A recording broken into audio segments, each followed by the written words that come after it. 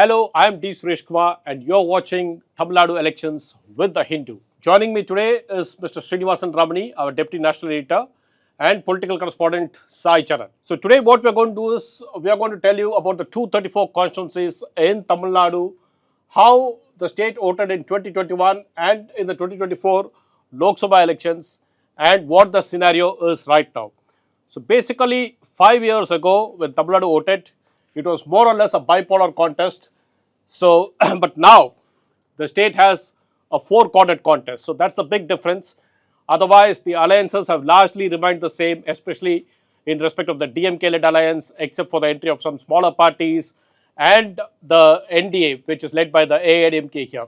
So this is the political map of Tamil Nadu here. So what you see is the state's first constituency starts in Gummudipundi, closer to the Andhra border, and then it ends down south in Kanyakumari, closer to the Kerala border. So first, let's see how the state voted in 2021. So these are the numbers in 2021. The DMK alliance per se got 159 seats across Tamil Nadu, with the DMK getting 133, including parties that contested on the Rising Sun symbol. The Indian National Congress winning 18, VCK 4, CPI 2 and CPIM 2. And on the other hand, the NDA, the AIDMK got 66 seats, followed by the PMK which got 5 and the BJP 4 seats. Overall 75 seats. The vote shares, as you can see, the DMK-led Secular Progressive Alliance got about 45.38%, whereas the NDA got 39.71%.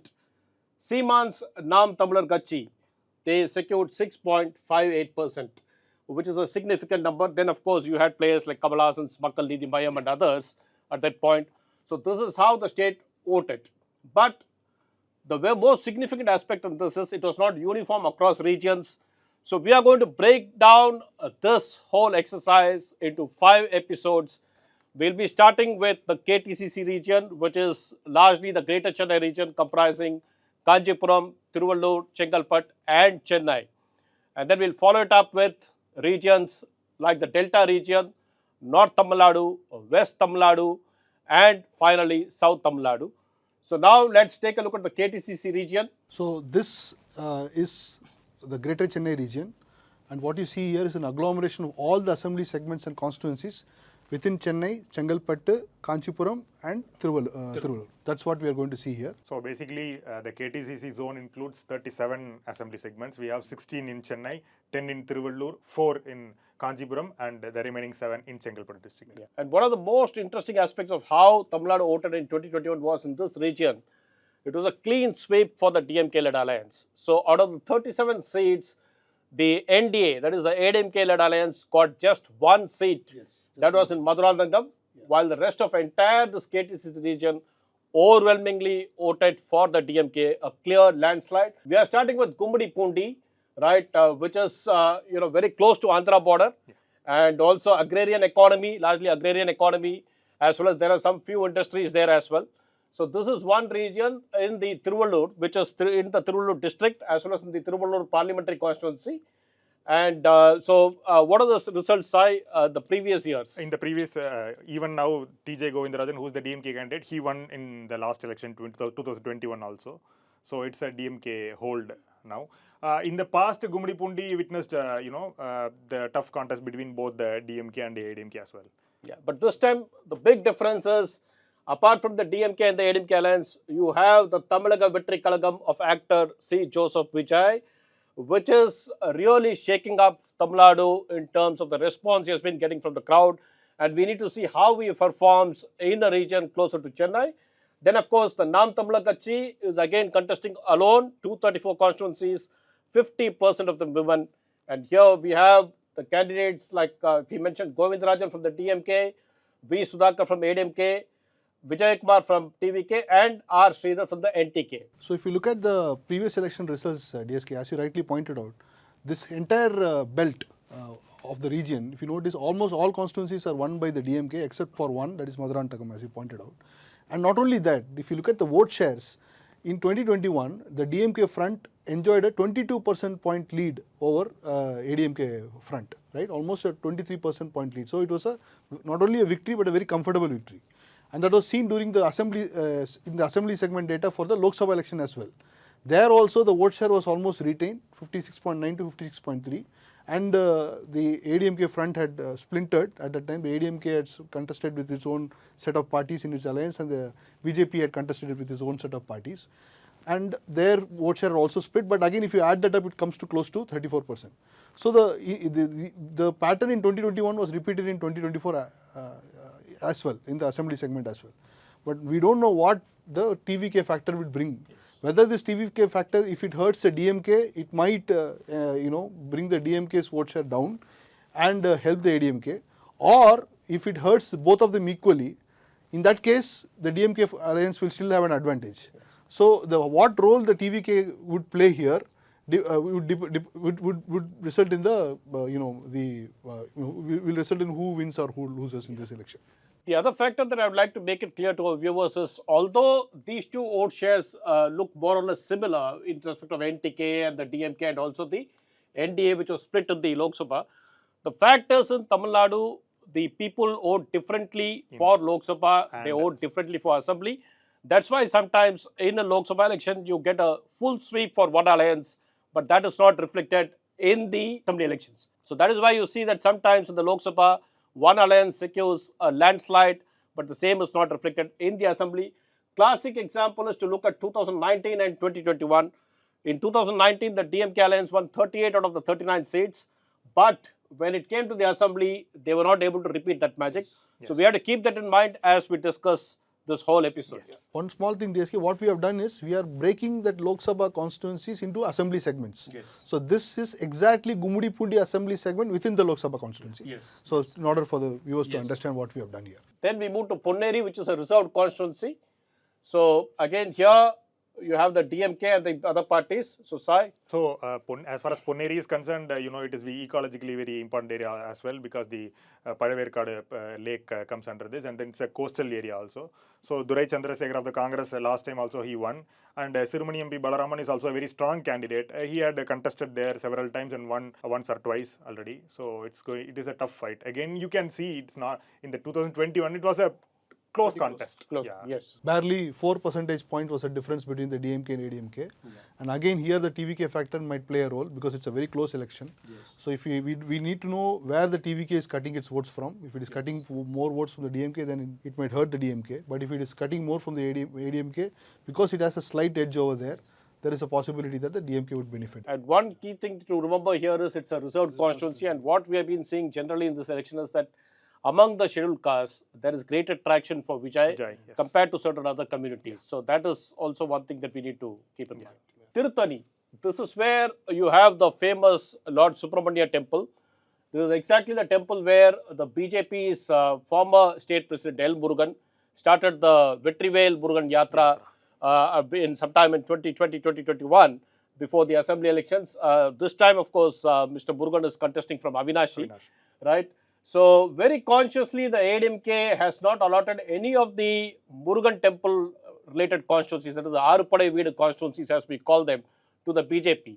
So that is a very key factor, but that's the importance of Tirutani, which Tamil Nadu got to retain during the division on linguistic lines of states. Tirupati went to Andhra and Tirutani was retained by Tamil Nadu. So Sai, just tell us. So this time we have DMK MLA here, Chandran. So, but he was the constituency was allocated to the DMDK this time. So, Krishnamurthy of the DMDK is contesting. Already DMDK had one here, and then Tirthani Koari, who is referred in Tamil. So, he is a very tough candidate as well. He had contested several elections from there. And Satya Kumar, many of you might have seen, he is contesting on behalf of TVK, and SS Chandran. Is it a largely rural or urban constituency? It is a semi-rural agrarian-based constituency. You will have a lot of farmlands here. In fact, now you on Instagram, you will find people selling you mango farmlands here. So all the mangroves, they are here, and that's a largely agrarian thing. Comes within the Arakonam parliamentary constituency, but it's quite, it's becoming slightly peri-urban also, I must say. Yes. All right, now we move to Tiruvallur, which is basically a district headquarters.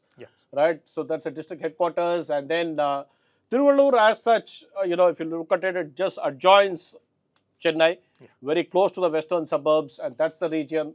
And then we have 4 candidates here, and then the last segments, of course, there's been a slight improvisation in the DMK's vote share in the Lok Sabha poll in this assembly segment compared to what it had polled in the assembly. DMK was 54.6 because former IAS officer Sashikant Sindil, he represents, it falls under Tiruvallur parliamentary segment. And we have VG Rajendran, who's an incumbent MLA. And BV Ramana, as you remember, he was a former minister as well in the Jayalalitha's cabinet. He had contested several times from there. So it is again VG Rajendran, this is BV Ramana.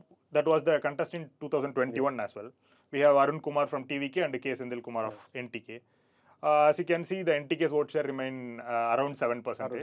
And it's also somewhat urban constituency. It is an urban. It is an urban constituency district headquarters. They have a railway station there. Yeah. So it is quite growing. There are people who stay in Tiruvallur and then work in Chennai. Train commute is easy. It's connected by train. The general feeling is that the DMK has performed better in urban constituencies in northern Tamil Nadu. Overall in urban constituencies, yes. Pundamalli, many of you will know, is a key hub, especially a transit point when you go to Vellore and Bangalore. It's a key transit point. It's a reserved constituency. Actually, it's more than Tiruvallur. It's quite like a suburb of Chennai. The Chennai Metro Rail is in fact expanding up to Pundamalli right now. So tell us something about the constituency, sir. And A. Krishnasamy, who is contesting here, is the sitting MLA. T. A. Elumalai had contested and won. From there, A. Krishnasamy basically he won the 2019 assembly election, which was Elumalai was elected in 2016, and then there was a by-election when all the 18 MLAs who supporting Dinakaran was disqualified, and then again Krishnasamy won in 2019 and 2021 as well.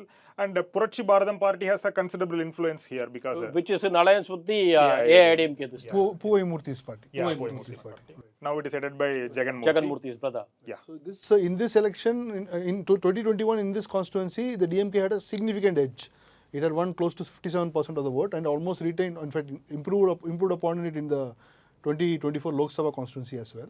Yeah. So this is considered to be a DMK stronghold. Can you say that? Of course, Krishnasamy is a very well-known name there. But one interesting aspect I see in this data is the DMK share went up from 56.7 to 58.3. Whereas the ADMK plus, if you have to combine with the NDA, it's about 30%. 30%, yeah. But what has happened is for the NTK, it has reduced from 9.3 to 8.8. That is a very key difference there. Yes. Avadi, it's more of a suburb of Chennai, very popular among the public sector workers and others because you have the HVF Avadi there, ordnance factories, a lot of defense people stay there. You will see a lot of population from Kerala who are actually working here in these areas. And well connected by rail as well. It's a growing suburb of Chennai, in fact, on the western side. Yeah. Was it last time in 2021, it was a contest between ADMK and BJP then as well? No, it was contested by the AIDMK and DMK only. SM Nasser of the DMK, who went on to become the minister, won. On behalf of AIDMK, it was Mr. Mafoi Pandiyarajan who contested and he lost. And last time, even in 2016, the contest was again between Nasser and Mr. Pandiyarajan, and Mr. Pandiyarajan managed to win. Avadi is, now it is a corporation and it has a mayor, and you have a police commissionerate also. So it is increasingly an urban area only. In fact, IT parks have started coming there. Yeah. That is one key development that we have seen in recent years. And I think Mafoi Pandiyarajan as a minister was instrumental in it. But then now he has taken a sabbatical from politics. I recently met him and he said he still has not decided on returning to active politics as of now. So it is one of the seats that BJP has got in the KTCC zone. Yes. So BJP is contesting now. We have SM Nasser of the DMK and Rajasimha Mahindra of BJP, R. Ramesh Kumar of TVK, and Punita of NTK is contesting from here. So we'll go to next. Again, one of the urban bases of the DMK, right? It has been a stronghold in the past, enhanced against in the Lok Sabha election as well. We move on to Madavaram, which is famous for its Avin milk factory there. Right, so that is the headquarters of Avin is in Madavaram, and very recently the central bus depot, one part of it from Coimbatore, it has moved to Madavaram as well. The area is expanding.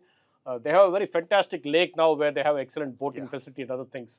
So that is the overall profile of the constituency. But in terms of candidates, now Mr. Sudarshanam is contesting. He is the incumbent MLA, and V. Murthy. Again, the fight was in 2021 between Sudarshanam and Murthy. So this is a newly formed constituency. 2011 was the first election. So again and again, Murthy is the ADMK strongman there, and Sudarshanam, and as far as the DMK is concerned. So the fight is between them, and we have ML Vijay Prabhu this time of TVK, and NTK it is Kritika Elumalai.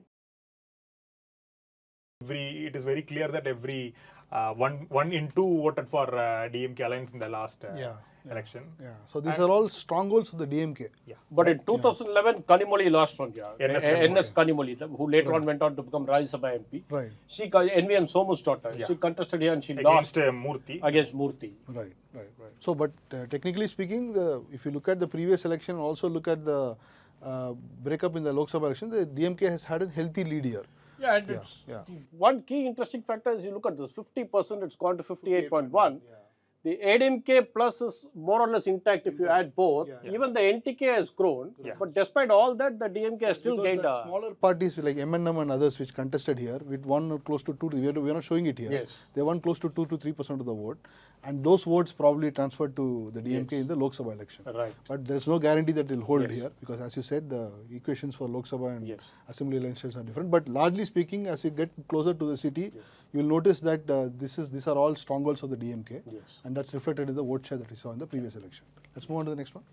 Now we move on to the Chennai related constituencies, right, which is the core, the state capital. Traditionally, the DMK is, strong base, I must say. The party has consistently done well in the Chennai region, except in 1991 when elections were held after Rajiv Gandhi's assassination, where they were routed almost in many parts of Chennai except for 2 constituencies. And also, in 2006, the DMK did not do very well in the Chennai region. The ADMK, that was the first time it really managed to make inroads into the Chennai bastion.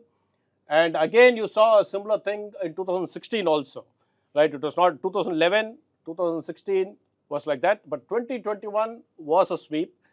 Traditionally, from the time 1957, when the DMK contested its first election, they have been able to make very good inroads in Chennai and consolidate their hold. But this time, from the ground reports I get, I feel it's going to be a very tough contest between the DMK and the TVK, right? The ADMK is there in the picture. They put up some strong candidates in many of the constituencies, but one surprising fact is that the AIADMK has decided to contest in most of the Chennai constituencies. It has not given them to the allies except for 3 seats, right? Out of 16, 3 the ADMK is contesting. The ADMK's ally has given it to the allies, rest it is contesting, despite the fact that in 2024 Lok Sabha, in many constituencies, the BJP-led NDA did better than the AIADMK, especially in the southern and central part of the city.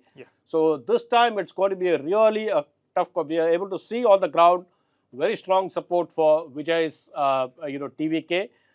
That support base may make it into a DMK versus TVK in this region. There is a real possibility of that. So a lot of opinion polls are also talking about the fact that the TVK is commanding a lot of support among youth, and especially that section of the youth which is also exposed to social media a lot, which is far more concentrated in places in cities. And as we get closer to the Chennai agglomeration, if you see the constituencies are all sizes come down, but density of population goes up here, and these are very highly urban areas. If you take a night light intensity data here, you'll notice that the highest night light intensity will be in these areas, because these are all heavily urbanized and probably one of the highest in the entirety of South India. And as you go there, these were all DMK strongholds, but reports say that the TVK is giving them... Because not just youth, even the women are openly favoring TVK in many parts of Chennai. Tiruvallur is a coastal area, right? It's a coastal area where you have a lot of fishing hamlets. The left has a base there. Left parties have a traditional base, and also this is where your real Chennai is. The north part of the Chennai is where the real Chennai, the Chennai that originated, you have it here. So we just look at Tiruvallur constituency where. Now this is the only seat where the left party has got in this zone, 37 seats. CPM's L. Sundararajan is contesting. Earlier, now it is represented by DMK. It is KP Shankar, KPP Sami, who was former fisheries minister's brother, and he is not contesting. Now it is given to LS. And you can see K. Kuppan, who is a ADMK strongman who had won from there. He is contesting again. TVK's N. Sendil Kumar. And you have NTK Satya Bhaskar. As you see the statistic, it will be interesting to note that can you see Nam Tamil Katchi polled 24%, because last time Nam Tamil Katchi Chief Coordinator Seeman contested from Tiruvallur and polled around 48,000 votes. One quick question before you move on, DSK. Why is it that the DMK has done well in urban areas? What is the reason for that? See, I think most of the aspiration for change also begins in urban areas. If you notice that whenever a newcomer comes, the more votes they poll is usually in the Chennai base, except in respect of MGR's party, that is AIADMK, which did not make any great inroads in this first election in Chennai region. They won just one seat, right? So except for that, otherwise parties, if you take the Kamal Hassan's Makkal Needhi Mayam, in the 2019 Lok Sabha polls, Chennai South, their candidate got very good votes, 10%. So the urban shift is seen there. I think it's more also that in urban areas, people's expectations from political parties are different. Aspirations are higher. Some of their aspirations have already been met by the government, so they really don't look forward to what the rural residents look forward. So they feel that there is a need for change, and then they come into that aspect. I understand that. That explains why the TVK is becoming a factor. But I wanted to ask you, why is it that historically DMK has done well in That is also because the DMK is, connect with the lower classes and the labor class. So, their whole party itself, that was one party that was launched in Robinson Park in, Royapuram. So their party's origin was there. Quite of their leaders were well read. They were able to articulate it very well. And then their politics, like Annadurai was from neighboring Kancheepuram, right? So the current in Chennai was greater for them. And that is one of the reasons why they have been able to consolidate. If I remember, Tiruvallur, once Kumariyanandan also contested and won from Gandhi Kamaraj Gandhi Congress. Yes. Is Soundarajan a trade union leader? A. Soundarajan is the candidate. This is Sundararajan. He is Sundararajan. Right. Dr. Radhakrishnan Nagar, RK Nagar, very, very important constituency. Because, very interestingly in RK Nagar, you will find that Jayalalitha had won from here. Jayalalitha had won. This was the last seat she represented, right? Last seat she won twice from here. So it is a VIP constituency, although it's one of the smallest constituencies and in North Chennai, right? So Jayalalitha had won from here. So that is a very key aspect of this. And also, we have cases of the ADMK making early inroads in Dr. R.K. Nagar constituency. So they have won here. 1977, I think the first election, the first seat they won in Chennai was from R.K. Nagar, Aisari Velan in 77. That was the only seat they won. So it is very closely connected, and a lot of people here are ADMK supporters as well.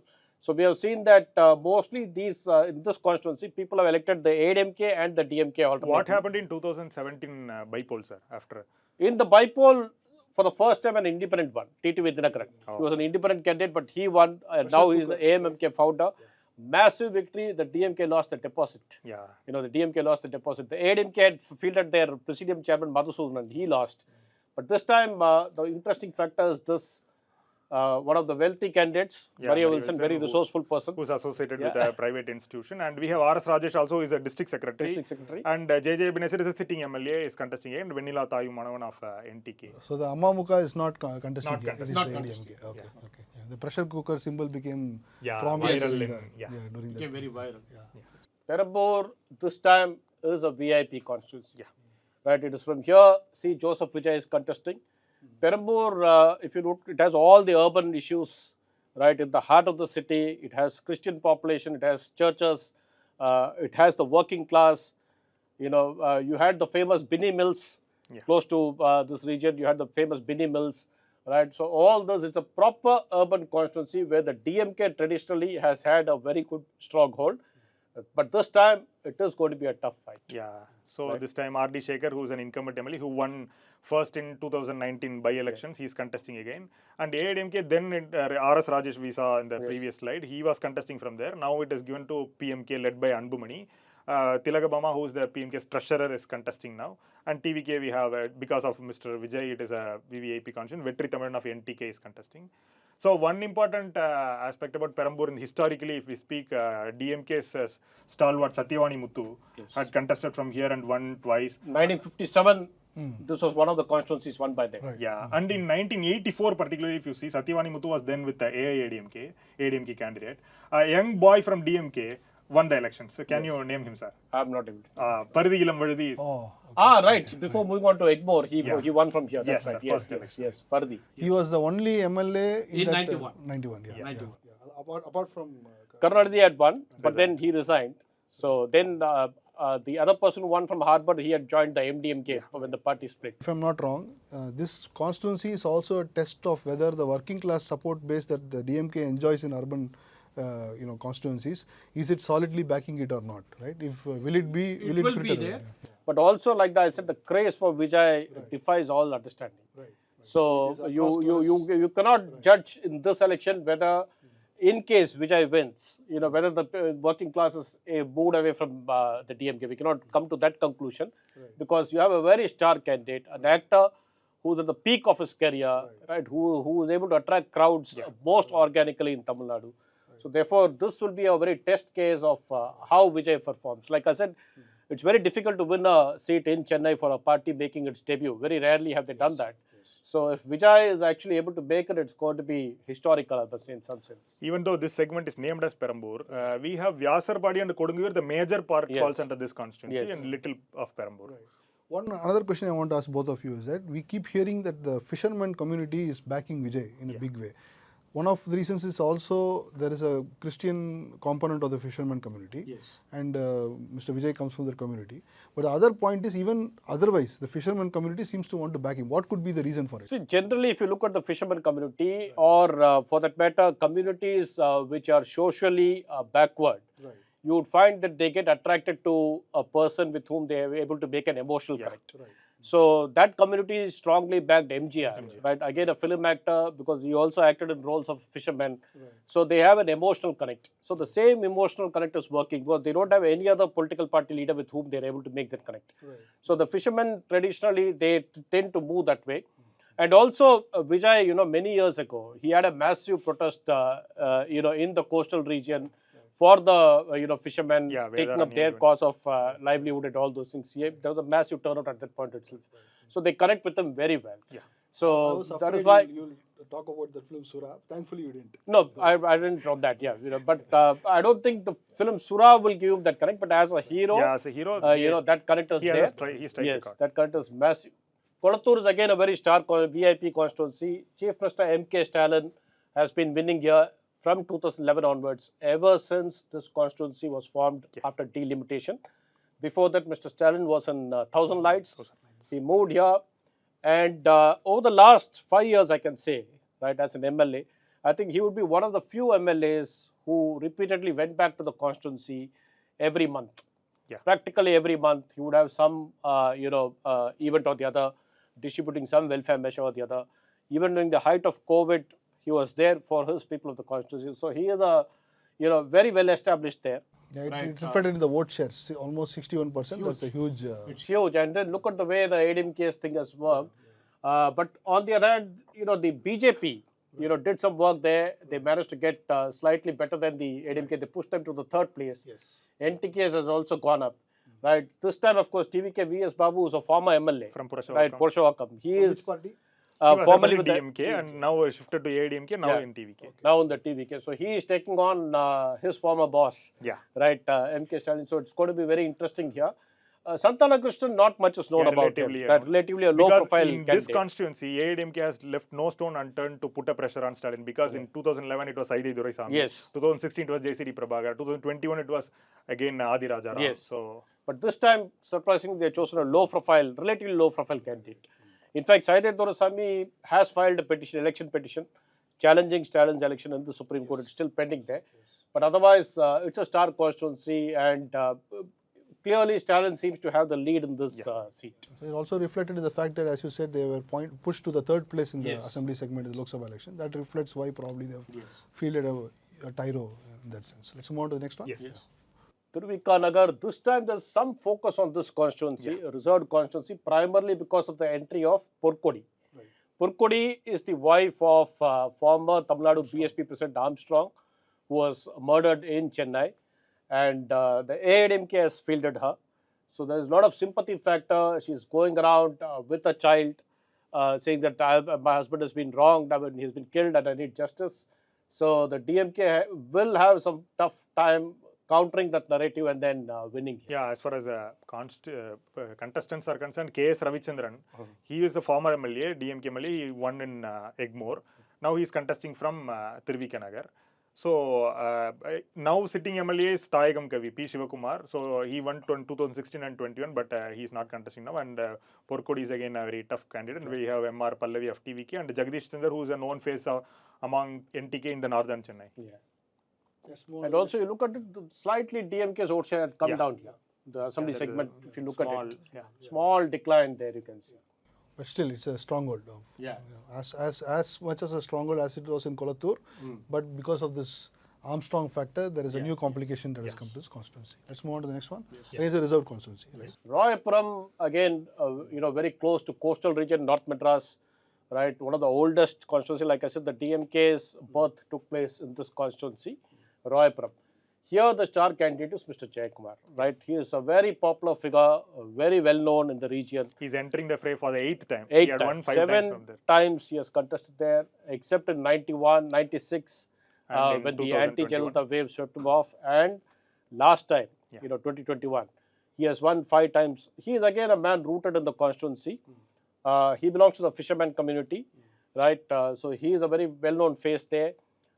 He is hoping to win. But then, surprisingly, I find that although people know him well, on the ground there are people who say that this time we may vote for TVK. Right. Yeah. It's not because of the Vijay candidate, Yes.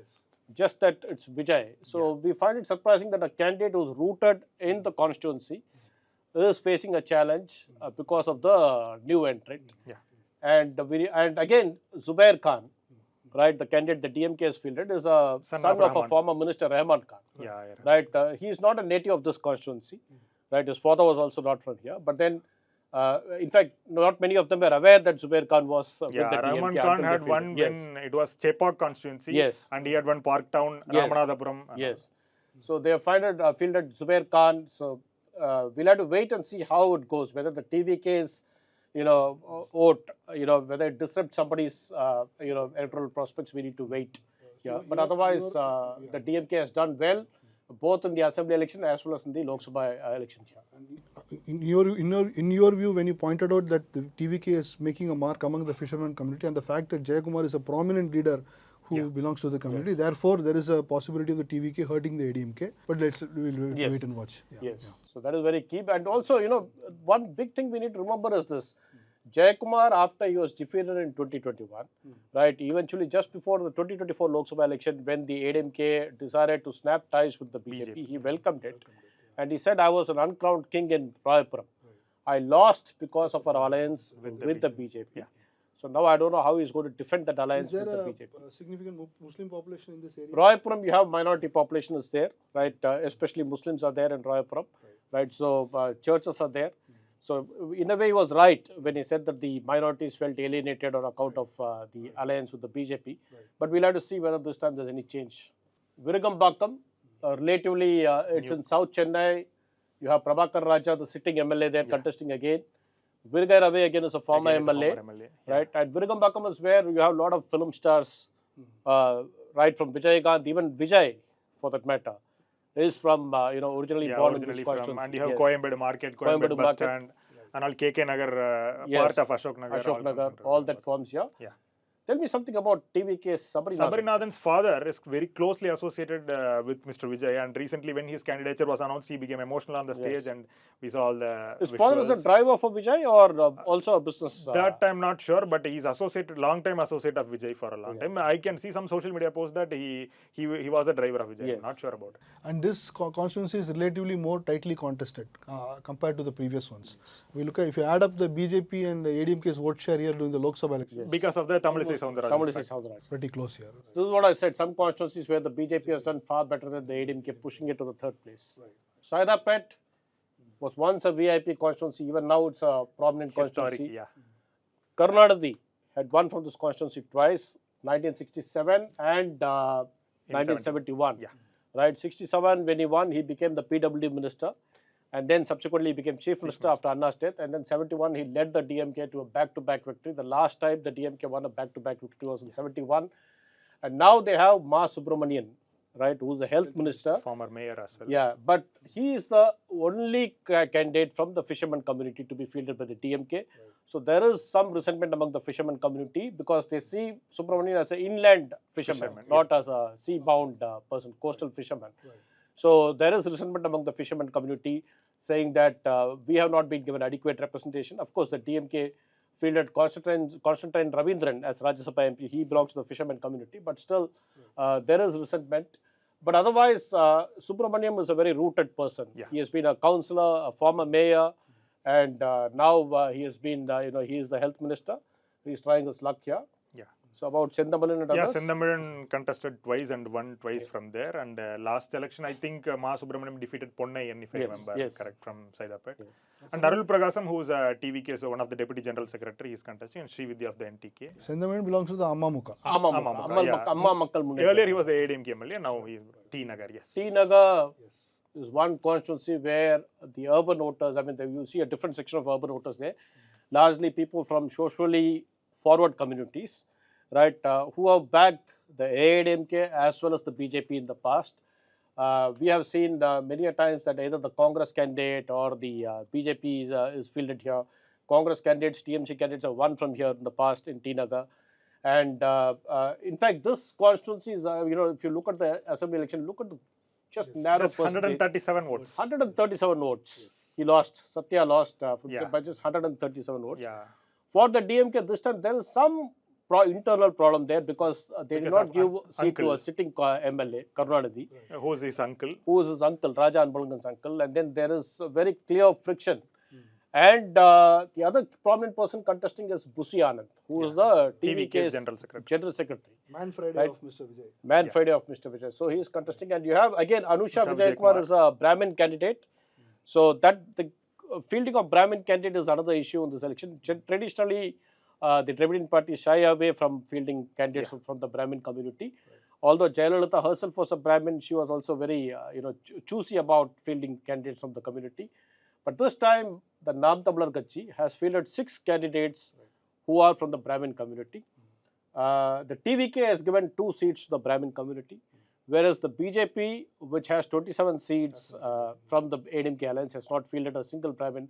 That's the same case with the AIDMK also. So again, there is resentment within the community, and that may reflect in the elections. And T Nagar also has a corporation ward from where a BJP candidate was elected, Uma Anandan, entirely on our own strength, without an alliance. And it is reflected in the Lok Sabha elections where also. Tamil Soundararajan was the candidate. And look at this, Sai. If you add up the BJP and it's the a clear ADMK, majority. 50%, they'd come up to 50%. So they have enhanced their vote share from 40 to 50 in the Lok Sabha election, and trumping the DMK alliance. And I suspect that is one of the reasons why they have changed the candidate as well. Yeah, it was very narrow margin again. Raja Anbalagan was a sitting councillor in Greater Chennai Corporation. His father J. Anbalagan is a strong man of Central Chennai. He had won once from T Nagar and twice from Chepak Triplicate. Right. So again, now if you look at what happened during the Lok Sabha Assembly Lok Sabha election, if that factor plays out again, then it's advantage to the ADMK because the alliance is intact. But the TVK factor is complicating things. So so that's why this election is like a black box. We really can't make predictions based on the past because of the entry of a completely new player, and who is also fielding candidates in a certain way that the Dravidian parties are shying away from. So Mylapore, in the heart of Chennai, you have the Kapalishwara temple here, right? You also have the marina close by, right? You have fishing population here. You have the Brahmins. You have a lot of middle class, upper middle class. That's the profile of the constituency. And then this constituency has in the past voted for the AIDMK, right? It has voted for the former Chennai Police Commissioner Natraj. He was elected. SP Sheikh, a film actor, was elected from here. So that's a different constituency. And this time, the big candidate, of course, the sitting MLA is Da Velu of the DMK, but the star candidate here is Tamil Soundararajan, former governor of Telangana and lieutenant governor of Puducherry, former BJP state president. She has not been able to win a single election. Last time in the Lok Sabha, she gave a real tough fight to the DMK. But this time, I don't know, except for the Brahmin factor where the party's strong supporters may or may not vote for her. But she is facing an agency. And then the TVK, you have again Venkatraman, a Brahmin candidate. Arun is also a Brahmin, if I'm right. Yeah. So 2 Brahmin candidates in a Brahmin constituency, splitting votes among themselves.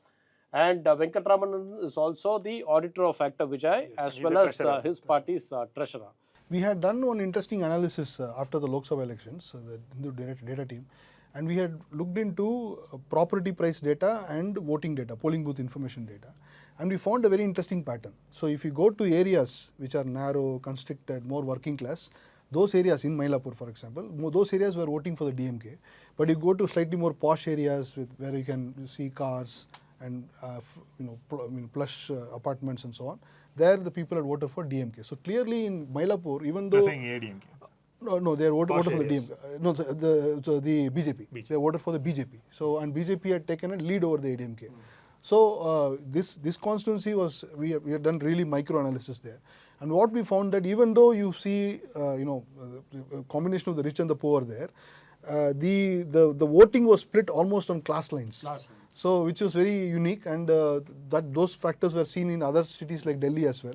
So what we found was that places like Mylapore, which you expect, because of caste and other factors will come into the picture, that was not more pronounced as much as the class factor was.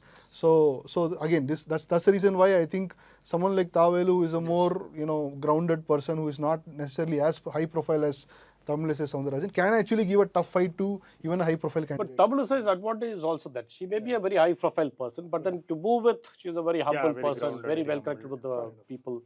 Only thing is the combination of factors, like I mentioned about the community and everything. So yeah, again, if you look at the, if you add up the ADMK and BJP votes, it was almost close to the DMK. You had the M&M factor in 2021. They won close to 10% of the vote, I think. This time, some of it probably went to the DMK. That's why they got 47% of the vote. Yeah, and then NTK had retained its vote share almost as it is. Velachery, it's one of the IT hubs of Chennai, expanding down south. You have the malls there, everything. And, an area prone to flooding repeatedly. So every time Chennai has a flood, boats go to Velachery. Once upon a time, Stalin used to stay in Velachery constituency. He had a house there, right? No longer. But then the last time Hassan Maulana won, during the floods, Chennai floods of 2 years ago, there was a lot of discontentment among the voters against Hassan Maulana. So it was a bit of a surprise that the DMK allotted the seat to the Congress, or the Congress managed to take the seat from the DMK, and they fielded the same candidate. He's a sitting MLA, but then the candidate opposing him is not a ordinary person. Yeah, MK Ashok is a very strong candidate. Even in 2016, this constituency was won by DMK. Vage Chandrasekhar of DMK won here, and then Ashok was also a very strong candidate. And R. Kumar of TVK and Kirtana are in the fray. Can we make a educated guess and say this will be one of the strongest possibilities for victory for the ADMK in Chennai? I would say this will be one of the tough constituencies. It will be one of the tough constituencies, primarily, like I said, the area itself. You have a lot of IT crowd, young crowd there. Even Adayar, so how they vote. Look at Tamilisai, how much she polled. Yes. 30%. Right, 30.9%. That's entirely the BJP strength. Yes. I don't think it had to do with the PMK has no base there. Yeah. Right. So DMDK, the AMMK does not have any base there. So it's entirely of the BJP strength. Yeah, it was a Tamil. In fact, this was Tangapandian and Jayavardhan and Tamilisai. Yes, actually, the BJP was eyeing this seat, for one of their star candidates, but it did not happen. DSK, it might be a slight digression, but one of our colleagues, Kolapan, had written about this in the Hindu as well. One of the curious factors in this election is that the Congress's national leadership, Mr. Rahul Gandhi or his sister, Ms. Priyanka Gandhi, has not really visited Tamil Nadu this time. Yes. And there is some level of resentment within alliance partners also. Yes, certainly. So is the DMK working as strongly as it is working for its own candidates for Congress also? And what are your ground reports saying? It defies my understanding why the Congress national leadership has completely ignored Tamil Nadu while Rahul Gandhi came to Puducherry. As far as Mr. Stalin, the DMK leader and the Chief Minister is concerned, wherever he has been going, he has been repeatedly saying that vote for the candidate chosen by my brother Rahul Gandhi. Yeah. This sort of a thing has not been reciprocated. There are still Congress leaders, or I would say functionaries, rather office bearers, who have been trying to provoke or put something on social media that will irritate the grassroots workers. The point is, for the DMK, given its resources and deep pockets, it will be able to get the Congress cadres to work, and Congress cadres in the sense Congress support base it might get. But for the Congress to do that, to get the DMK cadres to work for that may not be that easy. Yeah. So unless Mr. Stalin himself directs his cadres to go and work for the Congress, it's not going to be easy there, because the Congress candidates may not have the resources to get over the DMK cadres in the local regions to work. So we need to wait and see, and we'll know that once the results are out in terms of vote share as well as other things. Yeah. The Congress's hit rate was also quite high in 2021. 2021 they did very well. They got out of 25 they won 80. So the chemistry factor will be reflected in the chemistry history factor, created. and also the Congress, like I said, they may not have cadres, but they have silent supporters in different parts of Tamil Nadu. Yes. And on its own, it may not mean anything, but when they align with the DMK, there's It a adds multiplier value. effect, and that helps a lot. But this time, consciously or unconsciously, the national leadership has completely given it a Ignored, miss. Yes. So there is discontent on the ground. Villivakam at one point was the largest constituency in Tamil Nadu, right? It has had different leaders from the Congress, left, different people have represented in the past. Now, of course, it's shrunk in size. And this time again, it's in the news because of Adav Arjuna, one of the second line leaders of TVK, right? Quite resourceful in terms of money value also, right? So he is contesting here. He has made it into a high voltage contest, and then also the entry of Karthik Mohan. Karthik Mohan is the son of the Annanagar MLA Mohan of DMK. Annanagar MLA Mohan was the richest candidate in Chennai in the last elections. I think some huge wealth he had. Yeah. But this time, neither the father or son are in Annanagar. They have moved to Villivakam, which is an adjoining constituency. But the ADMK has also fielded a well-known face. Sarvajay was a Central Chennai MP in 2014. Yeah. So Roshni is also the only transgender candidate. Yeah, Roshni is the only transgender candidate fielded by the NTK in the entire state. So it's going to be tough. This is very hard to predict seat. Yeah, Yes. that will be It might even be a DMK versus TVK yeah, Right. contest. extremely tough. Yeah. We move on to Egmore reserved constituency in the heart of Chennai. This constituency has been a very stronghold of the DMK. In fact, Paradhi Ilambaladi, whom you mentioned earlier, 5 times. he had consistently won from this region. But 2011, DMDK in alliance with the ADMK managed to Yeah. win. Right, that was the only time when they managed to win, very closely. But otherwise, largely a DMK stronghold, this region. But now what has happened is the sitting MLA, who was quite popular, quite friendly, Parandaman, he has not been given a seat, but instead Tamilan Prasanna, again a very young face of the DMK, an advocate, he has been fielded. Yeah, Spokesperson yeah, also, he has been fielded here. So And we have Abhishek Rangasamy, who's a national level shooter. He's contesting on behalf of the ADMK. And we have A. Rajmohan. You would have seen him. He was a popular YouTuber, and he comes to host shows and all. Yes. So he's contesting on behalf of who's also a deputy deputy sales secretary of the party, and Saranya of the NTK is contesting again. Harbour, a coastal constituency. It stands out because once upon a time it was represented by Karunanidhi. This was the only constituency that the DMK won in 1991 against the backdrop of Rajiv Gandhi's assassination. Egmore, of course, that time the elections were countermanded. And then Karunanidhi, after having 1 year, he resigned. But in the by-poll also, DMK managed to retain the seat. Just 2 seats the party managed to retain. This time it has PK Shekhar Babu. Once upon a time, Shekhar Babu was a ADMK strongman in Chennai, very close to Jayalalitha. Then he shifted base to the DMK. He is now the HRNC minister. He was in RK Nagar previously, but he moved over to Harbour, and then he has maintained a stranglehold over the constituency. But he is also getting the contender, the principal contender, Royapuram Mano, who is again a Congress strongman from the region, originally from the Congress, but now has moved to the ADMK. Interestingly, DSK, before Sai, you can weigh in. If you look at it, here the BJP candidate did far better than the ADMK in the assembly segment. So that begs the question: Yes. Did the ADMK manage to reduce the number of constituencies that the BJP would have demanded? Yes, certainly they have done that. For this elections, what the BJP has got is, like I said, compared to the performance in Lok Sabha, the very fact that they have not been given seats both in the KTCC region as well as adequate seats. Seats in the the Hindu temple areas, especially the Murugan temple, shows that the Edapadi Palaniswamy, the ADMK leader, wanted to assert himself as a leader. So that is very clear. But this vote percentage difference that you're seeing, how the NDA polled so much, was also because, after the last assembly election, Shekhar Babu openly complained that the North Indian population that has been living in this constituency, not voting. They did not vote for the DMK because they favored the BJP. So he said that, this now you can't even lie about it because your votes are counted as per the EVMs in every booth. So there's no mixing of ballots like it used to happen in the past.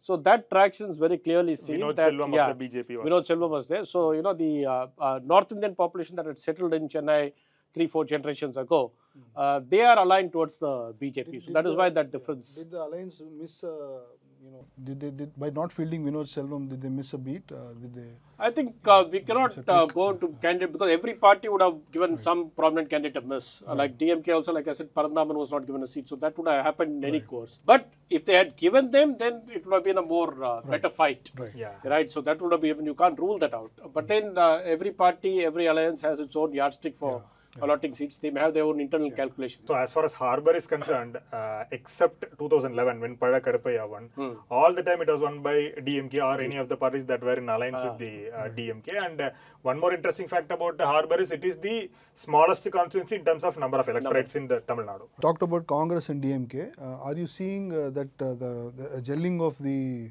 BJP's cadre base and the ADMK cadre base during campaigning? Fairly, yeah. The 2024 elections, there was a lot of resentment among each, and then, Annamalai and Edapadi Palaniswamy, they accused each other. But now they have, that's why what they did was, both of them, Amit Shah particularly, he ensured that the alliance was stitched 1 year before the election. That is one important factor that, all these are solved. More cohesion. Yeah, more cohesion. Chepak Triplicane, again a VIP constituency, this time represented by the Deputy Chief Minister Udayanidhi Stalin, right? And previously by his grandfather and former Chief Minister Karunanidhi. That was until Karunanidhi shifted to Tiruvallur. So this is the key constituency. But you look at the huge difference. Yes. This was made possible because the PMK contested here last time. Kasali was the candidate. So you see that huge difference, and it's reflected in the Lok Sabha segment also. But this time, the TVK candidate Selvam is a former congressman. He was in the Congress till maybe the previous day before his name was announced. 2 days. As 2 days till before his name was announced as a candidate. This region actually has a lot of minorities, especially the Muslims. So you have a lot of mosques, the big mosque, everything comes under this. Chepak Cricket Stadium, is part of this. The University of Madras. So you have a lot of things in this constituency. But Udayanidhi Stalin, is trying to retain his seat. He entered the electoral fray only last time, and now this is the second contest. Yeah. So he has campaigned there and then moved over to other constituencies to campaign because he is one of the star campaigners of the DMK. But it looks like he may have to come back to the constituency and make another round of campaigning because from what I understand, the fight that the TVK is giving to him is actually narrowing this margin. Yeah, and Adi Rajaram, who took on his father last time, is taking on the son this time. Right. Yeah. He is again a heavyweight. Okay. ADMK heavyweight. Right. Right. 1000 Lights, once again a very star constituency because this was once represented by MK Stalin himself. The very first election he contested here was 1984, but he was lost. Right. And then he won in 89, again got defeated in 91. Yeah. And then 2011 he shifted from this constituency to Kolattur. This time it's represented by Dr. Elil Naganathan, who is a very young doctor. Quite a progressive person with a very good ideological rooting.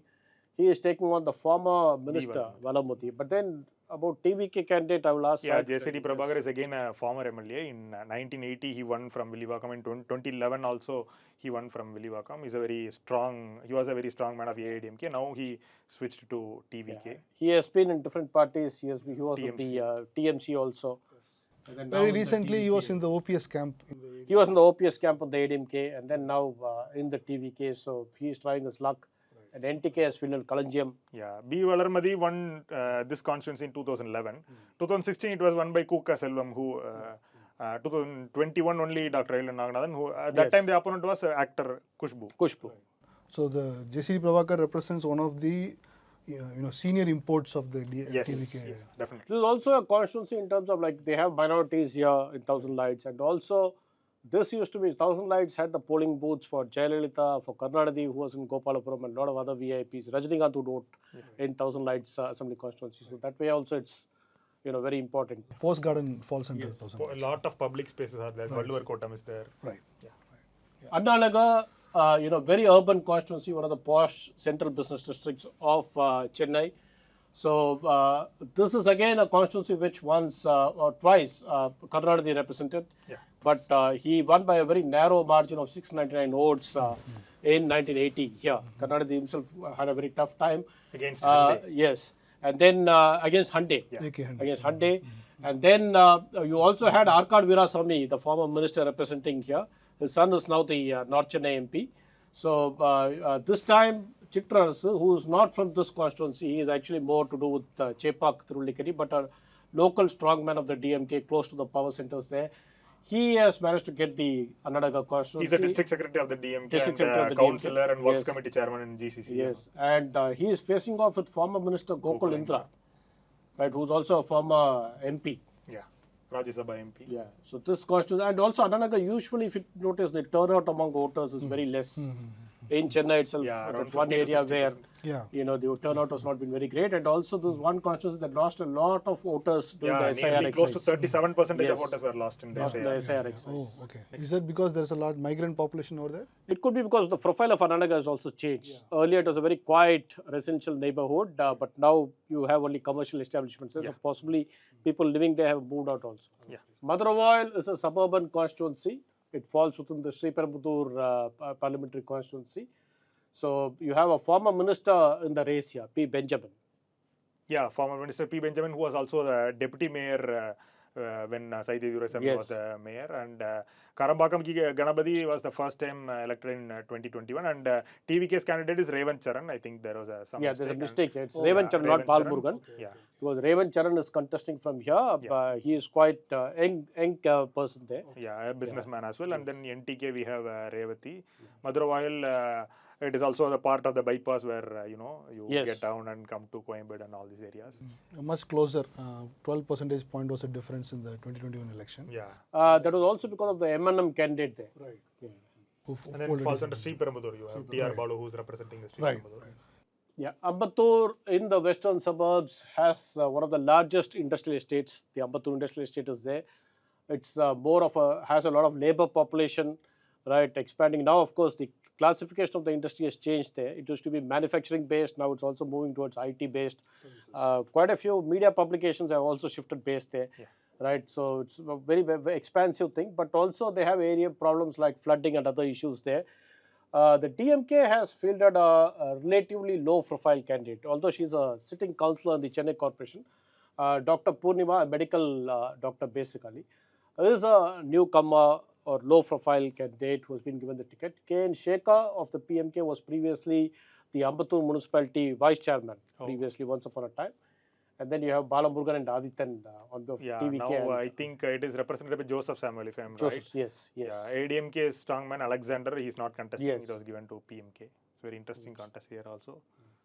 Alandur is a minister's constituency, right? Earlier you had Parangimalai, right, where MGR contested once upon a St. time, Thomas Mount. right? He won the first election that MGR won was from 67. Parangimalai in 67, right? But otherwise you have Anbarasan. Tamo Anbarasan is quite a local strongman there. So you see the vote shares of the DMK between the assembly and the Lok Sabha, you can see an increase actually. And the ADMK's 32.1 is more or less same, but NTK has slightly gone up. Yeah, even DMDK's presidium chairman Pantuti Ramachandran had Yes. won in 2011 from yes, here. yes. He had one from there, yes. There's also a typical constituency where the fight. Yeah, if it you has see- all the problems of a suburban area. Yeah, and then this is the constituency from Kancheepuram district, which is close proximate Yes. to Chennai. as well. So now we'll be moving slightly away from Chennai main Yes, city, right? yes, from here onwards. Yes. Sriperumbudur, a reserved constituency, where the Tamil Nadu Congress Committee President Selva Perumagai is trying his luck. He is the sitting MLA there. So this Sriperumbudur for Tamil Nadu, it's a bit of a sentimental thing because Rajiv Gandhi was assassinated here during an election rally in 1991. Rajiv Gandhi Memorial is there. You have a lot of educational institutions. The profile of the constituency has changed. It was largely agrarian earlier. Now you have educational institutions, industries. So the kind of development you don't find in Tiruvallur, you find it from here onwards in Chengalpattu and Kancheepuram region. You find the development that's happening is Especially massive. because these have become now export Yes, oriented yes, industries yes. areas. Oragadam falls under Sriperumbudur. Oragadam will come closer to Sriperumbudur. Yeah, and then we have K. Palani, who won in 2016, defeating Selva Perumagai, is contesting again. 2021, the contest was again between Selva Perumagai and Palani. So Sriperumbudur is also one of the 4 assembly segments in Kancheepuram district. Kancheepuram. So much closer fight in 2021. Yeah, it was 1 lakh and 1,10,000. That was the. Alright, so next we'll move to the Pallavaram constituency, which is very close to South, which is basically in South Chennai, Yeah. but falls under the Sriperumbudur parliamentary constituency. So here, interestingly, it's not the DMK or the ADMK, Yeah. but it is the DMK's ally, the DMDK, founded by actor Vijayakant, who was fielded a candidate, and then you have the AIDMK's ally called the India Chennai or the IJK, whose founder is also, he was the founder of the SRM University. Yeah. Right. So Murugesan is a former MLA. Former MLA of the DMDK. And again, Mr. Venkatesan is IJK, as you said, TR Parivendar's party. And then TVK's J. Kamachi and NTK's Karthikeyan is contesting. So he is here. So basically, if you look at it, it may look like it's an IJK candidate, but then the symbol where he is contesting is on the ADMK symbol. Yeah. So it will be on the 2D symbol. So the fight will be there, and of course you have TVK and NTK here. Last year, of course, in the Lok Sabha segment, if you notice, the DMK had actually increased the percentage vote share. So this is a stronghold, you can say. But since it's in Chennai, near Chennai, Yeah, so it's all traditionally this thing, considered to be strongholds. All right, Tambaram, Yes. one of the major transit points in the south of Chennai. So it's from Tambaram that people actually proceed to areas like Villupuram, Puducherry. So that's one of the routes. Tambaram is also famous for the Madras Christian College, Yeah. the MCC, and from where you will find several politicians have also emerged from the MCC. And this constituency saw some sort of disturbance within the DMK because the sitting MLA there, S.R. Raja. S.R. Raja, was not given a seat, and instead they fielded a medical doctor, R.S. Kritika Devi. Yeah. And in the ADMK, the candidate is Chitlapakam Rajendran. Yeah. So Chitlapakam Rajendran is a former MP from South Madras, Yeah. Madras South. So now he is trying his hand in the assembly elections, and it's going to be an interesting battle. And TVK's Sharad Kumar and NTK's Tamil Chelvi are contesting. And again, Tambaram, as you said, there were a lot of drama when S.R. Raja's candidature was rejected and Kritika Devi was chosen. And as you could see, there's a huge lead for DMK in 2024 Lok Sabha polls. Quickly, DSK, before we move on, we know that the DMK is a cadre-based party. It has its strengths and it's also an urban party. ADMK has not been in power for a long time, but yet it is fielding candidates who have been in positions of power before. So there is, we don't really discuss the ADMK's cadre structure and its strengths. ADMK is also a cadre-based party. There are only two parties that have a strong cadre base across Tamil Nadu, and then there are of course smaller parties like the Congress or the left parties and the VCK and others who do have the cadres. The BJP has cadres, but they are restricted to certain pockets. In respect of these two parties, the DMK and the ADMK, they have across Tamil Nadu well-oiled machinery. And this time, if I notice, ADMK's cadre selection, the candidate selection has been very good. Yeah. They have not fielded people whom the constituency people will not recognize. So basically, the candidates are recognizable faces in many of the places, well-known places, right? Faces, especially in this region, if you notice, it's all prominent candidates in many places. So the idea is also that the candidate must be resourceful enough to handle the election expenditure that is required. So that way they have handled it very well. So that's why if the ADMK is still in the race, despite getting only 17.3% in the segment in 2024 Lok Sabha elections, it's because of the cadre base and because of the capacity to bounce back previously. Right, it's about 4 years, 5 years without power. Now that their factional troubles are also over, in a sense that the OPS faction has moved to the DMK in a large way, and Sasikala's faction is a new party. Very clearly, Edappadi Palaniswamy is the boss of the AIDMK as well as he is the leader of the NDA. So that way he has asserted himself truly well. All right, we move to Chengalpattu, which is now a district. Yeah. Right, a proper district near Chennai. So here you have the DMK and the AIDMK candidates contesting, plus of course the other two parties. And again, last time it was a sweep for them in this region. So Yeah, DMK incumbent MLA was not given seat. I think Varalakshmi Madhusudan. She was not given. She was one among the 4 or 5 DMK MLAs who were in this assembly. And Gajendran is also a new candidate, I think. And Tyagarajan and Amuda Nambiar of the NTK is contesting here.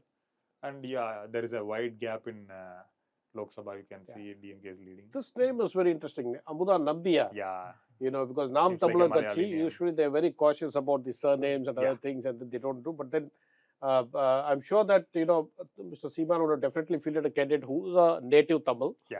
So this Nambiar anyway, the surname is actually very interesting. Yes. So we are now getting into constituencies that are moving away from the urban segments into more peri-urban and semi-urban segments. Semi-urban segments, right? So here, what do you think, DSK, and what you have heard, Sai? Is the TVK factor more pronounced in, semi-urban and more rural constituencies, or it is more pronounced in urban constituencies? TVK factor is very crucial in urban constituencies, and as you proceed towards, rural agrarian belt, it is relatively lesser. So you might expect this fight to be a more direct fight between the DMK and ADMK. Yeah, but Chengalpattu, if you notice, it's very close to South Chennai. Right. Right. So still here that factor. we'll have to see how it moves. Right. And TVK also seems Also, to the have point is this, we don't know many of the TVK candidates, who they are. The Their party, in background. fact, although they had 234 candidates, more than 100 were in some other political party, and they just became members before the seat distribution. This is, I think, the most Electorate-wise, this is the largest constituency. constituency. Yes, Sholingalur, yes, that's right. It's part of the Chennai South parliamentary constituency. Yes. DMK has fielded Arvind Ramesh, and challenging him from the ADMK is Kandan. And then in the TVK, you have Sarvana Murthy and Jayalakshmi Raman. Yeah, in TVK they call him as ECR P. Saravanan. And you have KP Kandan, 2016, he was the MLA. Arvind Ramesh is a sitting MLA. So again, it is going to be a tough fight. Here is an interesting contest as well. Because, like you said, ECR Saravanan or Sarvana Murthy is one of the local faces of the TVK. in the region. And this Quite is resourceful also this is also a constituency where you have a lot of IT sector workers. Yes, Sholingalur is where. So does it include a lot of migrants as well? Yeah, Yes. there are You a have, lot yes, of people. yes, you will have people from other states working in the IT sector. Yeah, it has a lot of apartment complexes as well. Which explains the BJP's good performance in the Lok Sabha elections. Exactly. Can we say that? Exactly. Yeah. Tirupurur is a temple town. Yeah. Right. So it's also an area where a lot of people go for pilgrimage. Right. It's in the heart of, basically not in the heart of Kancheepuram, but in the Kancheepuram parliamentary constituency. Yeah, it falls under Chengalpattu district, but yes. Kancheepuram. Yeah, in Kancheepuram constituency. And then here, one of the prominent candidates will be Balu. Balu is the face of the PMK, is the more educated face of the PMK, an advocate who has filed cases related to social justice and other things. So this is the first time he is coming to Tirupurur, if I'm right. Yes. Because traditionally he goes to the Delta region. That's where he contests. Mostly So he's Jayangodam and these areas. Yeah. Another interesting candidate in this constituency is Ambet Rajan. Ambet Rajan, you may not know, but he was in the Bahujan Samaj Party in Uttar Pradesh. Oh, interesting. Right, Yeah. Uttar Pradesh, very close to Mayawati and the BSP founder. Right, Kancheepuram. Kancheepuram. He was very close. He represented the BJP in the BSP in the Rajya Sabha. Interesting. Right, so he has, he's a former Rajya Sabha member, very low profile, but people may not know. But a Tamil candidate who was in UP, close to Mayawati and Kancheepuram. He must have worked in the Yes, he joined NTK about 2-3 years ago. Right. And then now he has been fielded here. Yeah, even now the seat is being held by VCK. We have SS Balaji is the incumbent MLA. Right. So this is a general constituency, Yeah, but yes, this is general VCK is fielding a general Yes, candidate. and VCK won here last time. Last time, This is Balaji. But very close margin. Yeah, the Yes, Very Very close close margin. margin, Yeah, it's a very close, toughly contested. Yeah, But quite an achievement for a party that largely represents the interests of the scheduled caste right. to win in a general constituency. So as we getting to the southern parts of this Chennai metropolitan region and below, do you think the 1 year community numbers will start getting becoming? It will increase. It will increase. In fact, the polarization between the scheduled caste and the 1 years will be seen from here onwards. Yeah. And that's why I'm saying this is going to be a very interesting contest, because there are two parties opposed to each other, caste-wise and ideology-wise, strongly opposed. And then, they are in the fray. And then you have a, very interesting personality like Ambet Rajan also in the fray. And Ambet Rajan belongs to the Dalit committee, you say? Ambet Rajan, I don't know whether he is a Dalit, but then he was in the BSP. BSP. Yeah, so I'm not too sure about this thing. So I think this kind of contest tell you something more about the interesting complications that you see in seats in Tamil Nadu politics. Yes. So it's not very common that in a general constituency, a party that is catering to the interests of Dalits fields a general candidate. This doesn't happen in other states. Perhaps BSP of course has moved on from being a Dalit activist force. but a party which has limited base still fields a general candidate, Yes, and that's that's a peculiarity and a positive peculiarity. Let's It's a put it very that positive way. thing because they also field Muslims. Right, So right. that In way they are Pandurti just we have trying a to Muslim widen the candidate. access. Right. So it's a Dalit Muslim access Right. with support from intermediate community. Sorry to digress again, DSK, but can you tell more about the VCK? The general talk is that the VCK is one of the parties which has actually expanded its support base in the last 5 years. It is true because after Tiruvallur took over, originally its avatar was called the Dalit Panthers of India. Right. The party originated in Madurai, deep down south, where you have a lot of caste tensions between the Dalits and the intermediate communities, including Mukkulathurs and others. Yes. So after the death of its founder Malai Chami, it is Thol Tirumavalan, who was basically a government employee, right, central government employee. He worked in the forensic department. So he took over the party, and for a large part, they were basically a social movement, a non-political social movement. But it was G.K. Bopanar, the former Congress veteran and founder of Tamil Nadu Congress, who brought the Dalit Panthers into electoral politics in 1999 after the fall of the Vajpayee government, when the DMK supported the BJP and then the TMC had to break ties. So the first election that they stood was in 1999. Now it's about 25 years in the battlefield, and then over the years, of course, their concentration is largely in northern Tamil Nadu. At one point, the VCK and the PMK, that is Mr. Tirumavalan and the Patali Makkal Katchi founder Ramdas, worked together in North Tamil Nadu. They wanted to come together as a Tamil force. But then sometime down the line in 2011, Dharmapuri, there were riots and the parties drifted. And from then on, Tirumavalan has been very strongly against any sort of tie-up with PMK or similar caste parties or communal parties which take extreme positions when it comes to Dalits. And therefore, they don't see eye to eye. So one time they traveled, like I said, they traveled together, but now no longer. Even in these elections, after the split in the PMK between the father and son Anbumani Ramdas, Mr. Ramdas did send signals to the DMK that he would be willing for a tie-up. And the DMK may have been very keen initially to take him because his entry brings in some sort of money roads. But Tirumavalan was strongly opposed to it. So he was not willing to compromise on his core ideology. And therefore, they had to let go of the father. And now Ramdas is fielding his own candidates in certain constituencies. So that's the background to this. Let's go on. Cheyur, a reserved constituency. So again, where the VCK has fielded a candidate, Sindhanai Selvan, one of their prominent leaders in the party. And you have the ADMK facing off with the VCK here. Yeah, TVK's Mohan Raja and NTK Swati Lakshmi is here. And even also now the seat is being represented by the VCK MLA as Panayur Babu. And Sindhanai Selvan is currently from Kattumannaru. He is representing Kattumannaru. Now he has shifted to Cheyur.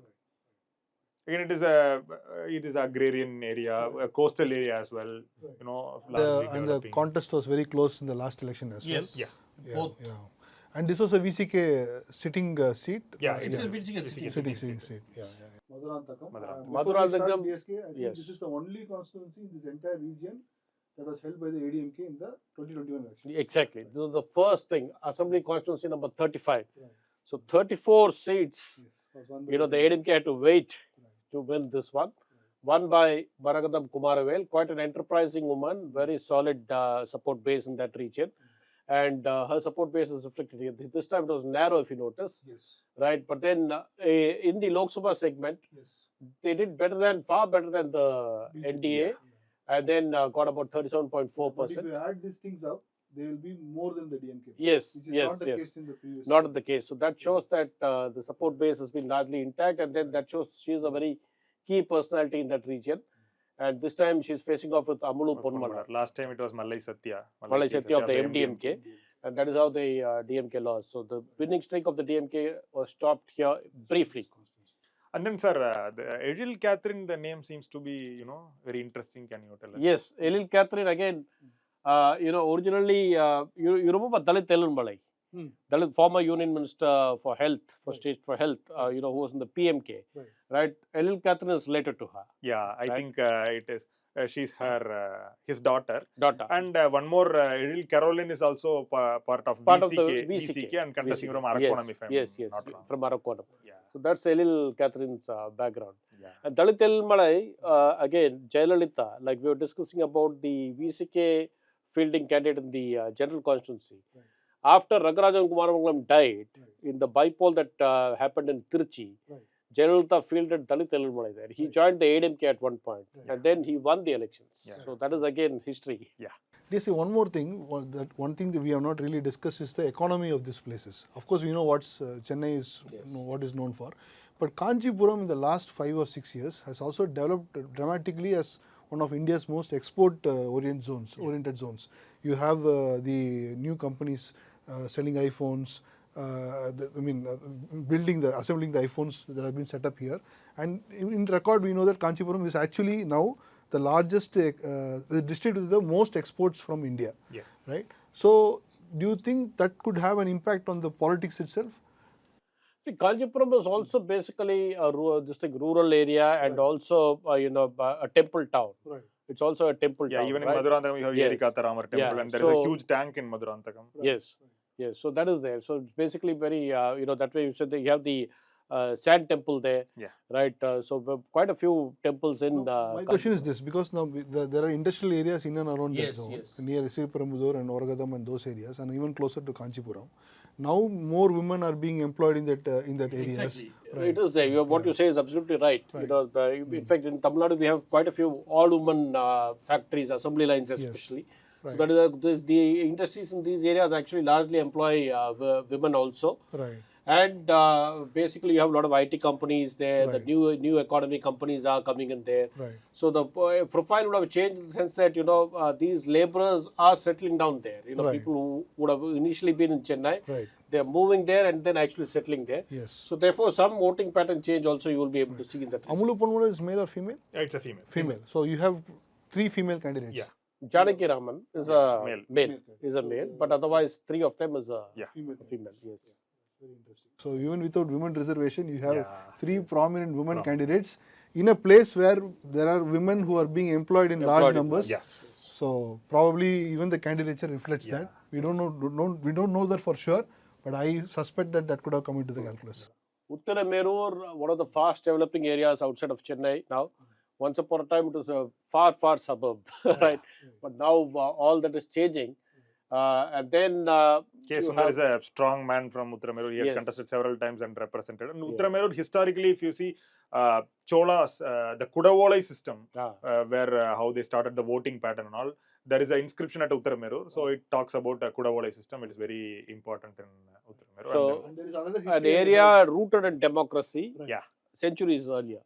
I heard another interesting fact about Uttaramerur. Except for 2016, every other election, whichever candidate won in Uttaramerur went on represented the party that went on to win the election. Oh, in, right. Yes, in it was the- one of the bellwether constituencies. That's true. Yes, Except it for is. 2016. Yes. More about the candidates side. Yeah, Sundar, a prominent person. He had represented several times Uttaramerur. And I think Mahesh Kumar is a new face, Muli Ratnam and Masilamani also. So again, this was again a very close contest in 2021. Yes, Yeah, very close. very Barely 0.8 percentage Yeah. points. And if you add up the NDA and ADMK vote shares, again, it is almost the same or Tough slightly, fight. slightly more than the DMK. Tough So fight. this is a tough fight. So and this reflects the fact that this used to be a bellwether constituency. Yes. So we are coming to Kancheepuram, which elected Annadurai, Yes. right? The first non-Congress chief minister in India, non-Congress, non-communist, right? The founder of the DMK, right? So Annadurai was elected from Kancheepuram, Yeah. right? So it's his home constituency. Of course, much water has flown since then, right? We have seen ADMK winning here, and the DMK winning alternately. SS and all those Tirunavakarasu, things. Maitri Yes. Tirunavakarasu. Yes, Maitri Tirunavakarasu and a lot of them. And this time the DMK has fielded a woman candidate, Nitya Sukumar. Nitya Sukumar and V. Somasundaram, I think he's a prominent face there, and R.V. Ranjit Kumar of TVK and Vetri Selvi of NTK. And more importantly, DMK, it has not given ticket to the party student wing secretary, CVMP Eilers, who Yes, comes from CVM yes. Annamalai's family. Yes, a prominent yes. political family, That's right. rooted in DMK. Yes, he was a sitting MLA, but this time unfortunately he's not being given a seat. So this The DMK, when it is changing its candidates, is primarily doing it because it's doing some internal surveys to know whether the possibilities are better or not. One, of course, they would have done their own internal surveys. Right. They have done also, but the other is also the internal party dynamics. So Right. this time, I think what the DMK president and Chief Minister Stalin did was to rely more on his district secretaries. Right. So if the district secretary vetoed a candidate, very rarely has Mr. Stalin tried to overrule it. That explains. So that is how Parandaman in Yeah. Egmore Sekhar lost Babu his had, candidate. Yeah. So I mean, so that's the internal dynamics would have also had a play there. Right. Also, before we finish DSK, can you explain more about this district secretary arrangement in the DMK? It seems to be that district secretaries are very powerful within the ministers in DSK. Yeah. It's very true. In the DMK, at one point, district secretaries were very, very powerful. Now also they have a lot of clout. But at one time, their power was such that they would say that we are second to the district collector here. So if the district collector is there, the next will be the district secretary. That is the kind of what do you call? I don't know if I have to use strong words, but that's the kind of aura they carried about themselves. It was very powerful. The DMK, as you know, has a lot of regional chieftains. So you have every district has a powerful district secretary, and then there are people who are identified by the district itself, by the overall district. But then over the years, what has happened is that level of power has also been diluted because what's happened is they've broken there have been several bifurcations of districts. So you will have districts in in a small city, you'll have one east district, one northwest district. So they'll have multiple districts. So that way their power has been somewhat diluted in places, and also some of the stalwarts are no longer active or no longer alive, right? So therefore that got diluted. But then there are a few district secretaries who also become ministers, and then they control the other districts. Yes. Right. So by default, you will have people identifiable. Like if you take Ranipet for instance, it will be Gandhi. Right. He'll be the most powerful guy there. If you take Tiruchi, you will have Mr. K. Nehru. So like that, every district will still have some people who are most powerful, and that is especially. The DMK was more democratic and decentralized that way. It depended on the district secretaries. That was not the case with the ADMK, which was a personality-centric party where MGR was everything for many years after the party was founded, and then Jayalalitha replaced it. But even under Jayalalitha's shadow, there were people who grew into regional sub-chiefs or something like that. Right, so that is how you have Edappadi Palaniswamy, for instance, was in Salem a quietly rising star in her time itself. O. Paneerselvam. So basically, these people were fielded again and again from the same constituency. They managed to make a big thing, but they never emerged beyond the district. Right, and that is why even now you would see Mr. Edappadi Palaniswamy often in this home constituency rather than doing politics from the heart of Chennai. Taking on the DMK. So because in ADMK, I think Jayalalitha even she will immediately remove the district secretaries. And in DMK, it is highly unlikely that DMK it is not possible also. Now, of course, things have changed, but then at one point it was so difficult. So a party that is based on charisma, that is ADMK. A party that is based on charisma plus organizational structure, both in equal framework, is a DMK. I want to segue there to ask a question to you, Sai. So we have noticed that the DMK and ADMK are largely fielding established names or sitting MLAs or people who have been in public life before, and the TVK is fielding a lot of unknowns also. So, but we are also hearing that despite their fielding unknowns, the TVK is putting up a fight, and in some places, some people are even saying that TVK might come second. So is it also adopting the ADMK model of using the charisma of his leader, and people are willing to back whoever the leader is? No, the vote is it is clear that even from the day one, it is clear that the vote is for Vijay. Even Vijay want to pitch it that way. He says in all the 234 constituencies, your candidate is Vijay, and in his Madurai conference also, he said Tirupparamkundram Vijay, Madurai West Vijay. So basically, he's clear. He wants vote for his symbol. He wants vote for his party. He wants vote for him. So, but is it working? We have to wait and see, I think. See, but that's how, I mean, Vijay, let's be very clear. TVK is Vijay, Vijay is TVK. Let there be no doubt about it. Any vote there is because of Vijay. It's not because of any individual. The individual might gain traction, maybe like, if they are very resourceful, they might gain some traction. Like, for instance, Gopi Chettipalayam, you have Sengotayan, who has been a, multi, term MLA, right? So therefore, he may have some traction. But even in this case also, he has to seek votes in the name of Vijay, Yeah. right? Who will be the chief minister? So it's very clearly that he is the man driving the party, and people see it like that only. They say, if you go and ask people, they will say, I vote for TVK or Vijay, right? It is only one person. There is no second in command there, although they have a lot of deputy general secretaries and other things. Yeah. But that doesn't matter for the common man. For the common man, they see only Vijay, and they see him as an alternative to the established. So it is an extreme form of the Jayalalitha controlled ADMK.